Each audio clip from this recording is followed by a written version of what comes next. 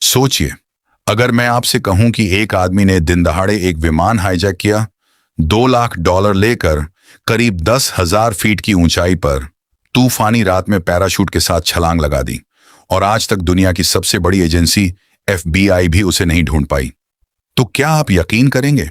जी हां, ये एक ऐसी सच्ची घटना है जिसका जवाब आज तक पूरी दुनिया खोज रही है।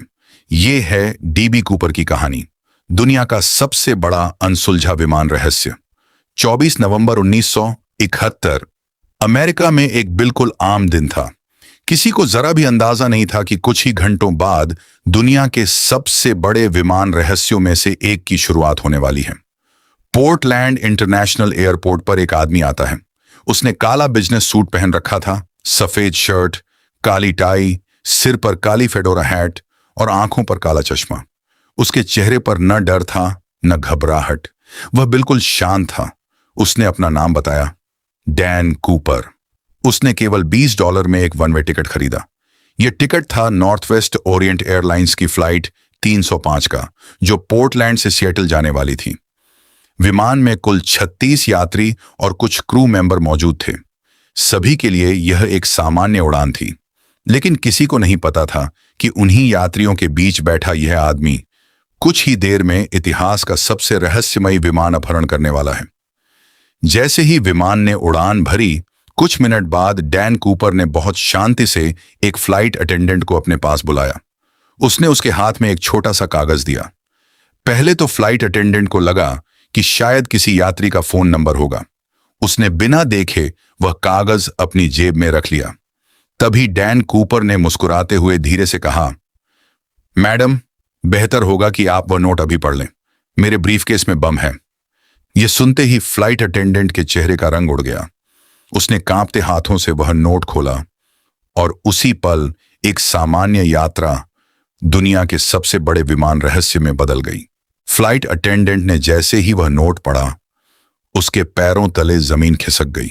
नोट में लिखा था, मेरे ब्रीफकेस में बम है, मेरे पास बैठो, मुझे तुमसे कुछ बात करनी है। डरते हुए वह डैन कूपर के पास जाकर बैठ गई। डैन कूपर ने धीरे से अपना ब्रीफकेस खोला। अंदर लाल रंग की कई सिलेंडर जैसी चीजें, तार और एक बैटरी दिखाई दे रही थी। अब किसी को भी शक नहीं रहा, उसके पास सच में बम था।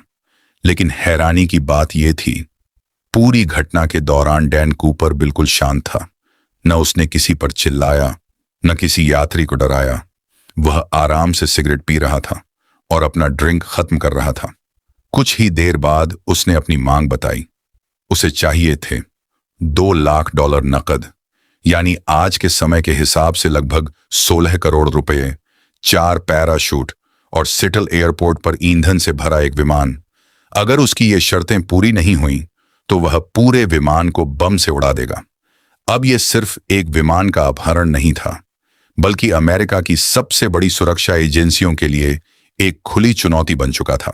सिएटल एयरपोर्ट पर विमान की सुरक्षित लैंडिंग कराई गई।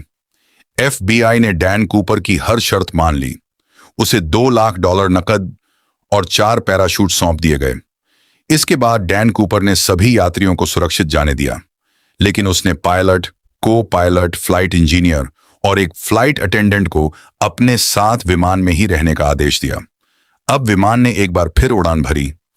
इस बार मंजिल थी मैक्सिको सिटी, लेकिन उड़ान के दौरान डैन कूपर ने पायलट को कुछ अजीब निर्देश दिए। उसने कहा, विमान केवल 10,000 फीट की ऊंचाई पर उड़े, गति धीमी रखी जाए और पीछे का एयर स्टेयर खुला रखा जाए। ये वही सीढ़ियां थीं जिन्हें उड़ते हुए भी खोला जा सकता था। रात का घना अंधेरा, तेज बारिश, जंगलों से भरे पहाड़ और एक उड़ता हुआ विमान। अचानक कॉकपिट में बैठे पायलटों को एक जोरदार झटका महसूस हुआ। उन्हें समझ आ गया कि विमान के पीछे का दरवाजा खुल चुका है। जब विमान बाद में सुरक्षित उतारा गया तो डैन कूपर वहां नहीं था।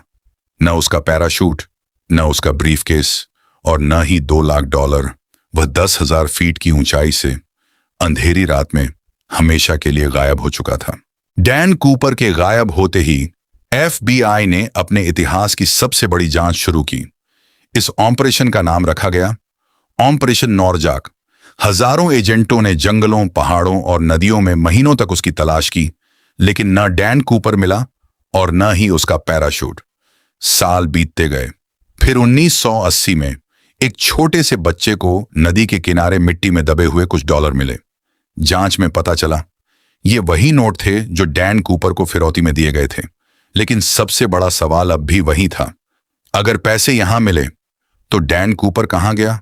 क्या वह पैराशूट के साथ सुरक्षित उतर गया था? क्या वह जंगल में मारा गया, या फिर उसने अपनी पहचान बदलकर पूरी जिंदगी एक आम इंसान की तरह जी? एफबीआई ने कई लोगों पर शक किया, सैकड़ों सबूत जुटाए, लेकिन कोई भी सिद्ध नहीं हो पाया। करीब 45 साल तक जांच चलने के बाद 2016 में एफबीआई ने आधिकारिक तौर पर इस केस की सक्रिय जांच बंद कर दी। लेकिन आज भी डीबी कूपर का रहस्य अनसुलझा है। एक आदमी जिसने विमान हाईजैक किया, 2 लाख डॉलर लेकर पैराशूट से छलांग लगाई और फिर इतिहास का सबसे रहस्यमयी इंसान बन गया। शायद इस सवाल का जवाब कहीं जंगलों में छिपा है, या शायद डीबी कूपर अपनी पूरी जिंदगी हमारे बीच ही रहा और किसी को कभी पता ही नहीं चला। अगर आपको ऐसी ही सच्ची और रहस्यमयी कहानियां पसंद हैं तो एनैक्सो को सब्सक्राइब करना मत भूलिए, क्योंकि अगली कहानी इससे भी ज्यादा रहस्यमयी होने वाली है।